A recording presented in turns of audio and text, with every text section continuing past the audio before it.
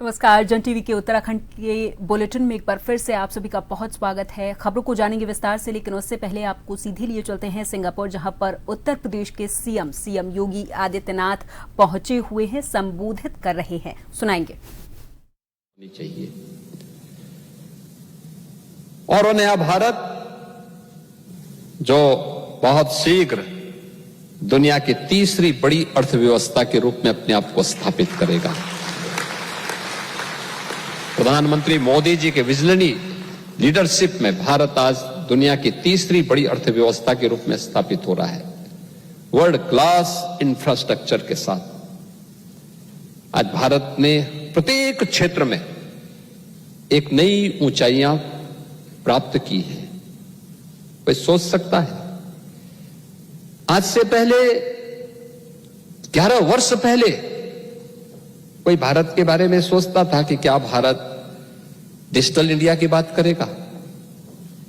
क्या Bharat startup ecosystem के बारे में कोई चर्चा को आगे बढ़ाएगा? क्या भारत स्टैंड अप कल्चर को आगे बढ़ा पाएगा? लेकिन आज ये भारत के अंदर न केवल है, बल्कि भारत ने उसको करके दिखाया भी है। अभी आपने भारत की राजधानी दिल्ली में आयोजित ग्लोबल एआई इंपैक्ट समिट के आयोजन को देखा होगा। 20 से अधिक देशों के राष्ट्राध्यक्ष समिट में भागीदार बने थे। 100 से अधिक देशों के प्रतिनिधि इस समिट में भागीदार बने थे और दुनिया के जो विकसित देश हैं उनके राष्ट्राध्यक्षों ने, तमाम उन राष्ट्राध्यक्षों ने प्रधानमंत्री मोदी जी के नेतृत्व में नए भारत के द्वारा न केवल 140 करोड़ के भारत के लिए, बल्कि वैश्विक व्यवस्था के हित के लिए जो कदम उठाए जा रहे हैं, उन सब की उन्होंने मुक्त कंठ से प्रशंसा की है। सबने भारत के प्रधानमंत्री मोदी जी के डिजिटल इंडिया विजन के प्रति सबने उसकी ताकत को महसूस किया है। कितना बड़ा प्रभाव पड़ता है। भारत की सबसे बड़ी आबादी का राज्य है उत्तर प्रदेश। उत्तर प्रदेश आज से 9 वर्ष पहले क्या था? अव्यवस्था की स्थिति थी। दंगे, असुरक्षा, अव्यवस्था, अराजकता, ये वहां की पहचान बन गई थी। और पिछले 9 वर्ष के अंदर प्रधानमंत्री मोदी जी के विजनरी लीडरशिप में आज आपने देखा होगा उत्तर प्रदेश जो भारत की आत्मा का प्रदेश है, आज वह उत्तर प्रदेश उस विजन को जमीनी धरातल पर उतार रहा है। विरासत और विकास का एक अद्भुत संगम वहां देखने को आपको मिलता होगा। अयोध्या में जब हम श्री राम जन्मभूमि पर भगवान श्री राम के भव्य राम मंदिर के निर्माण की बात करते हैं, तो केवल राम मंदिर नहीं, ये भारत की मर्यादा का एहसास भी हर भारतवासी को कराता है।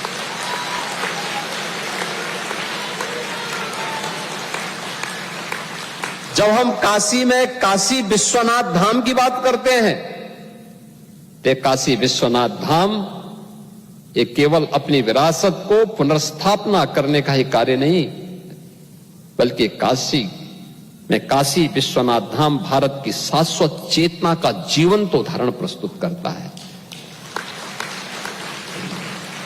जब हम मथुरा वृंदावन की बात करते हैं, तो मथुरा वृंदावन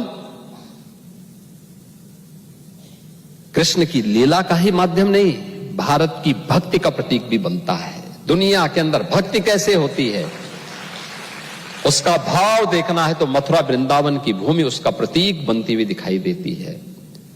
और समरसता कैसे होती है, जो लोग भारत पर आरोप लगाते हैं कि भारत में भेदभाव होता है,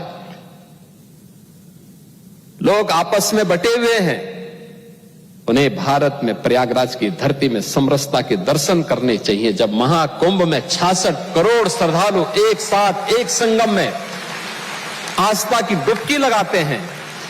न कोई छोटा है, न कोई बड़ा, न बुजुर्ग है, न जवान, सभी लोग मिलकर के हर हर गंगे का आह्वान करते हुए सर्दी की परवाह के बगैर जब टेम्परेचर माइनस में जाता है तो वह गंगा यमुना के बर्फीले उस गंगा जल में आस्था की डुबकी लगा करके अपनी आस्था के माध्यम से एक भारत श्रेष्ठ भारत की परिकल्पना को साकार करता हुआ दिखाई देता है।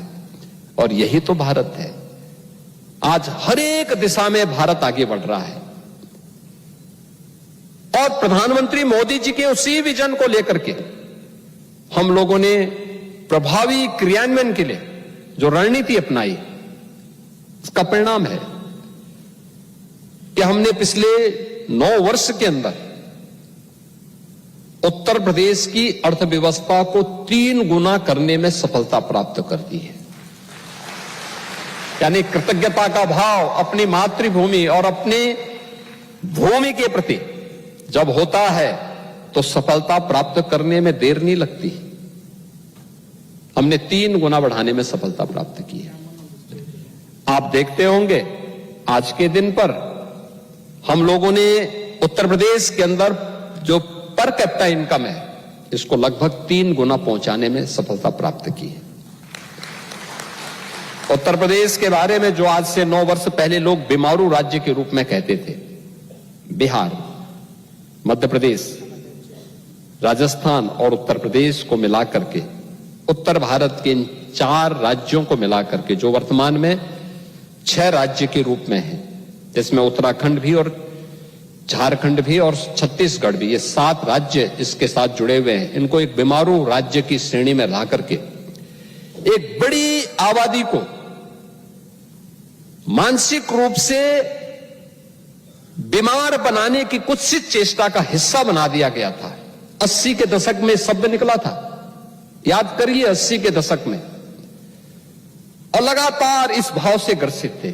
याद करिए ना, कभी भारत के एक सुप्रसिद्ध वैज्ञानिक जगदीश चंद्र बसु ने इस बात को कहा था। उन्होंने कहा मनुष्य में तो कोई भेद होना ही नहीं चाहिए,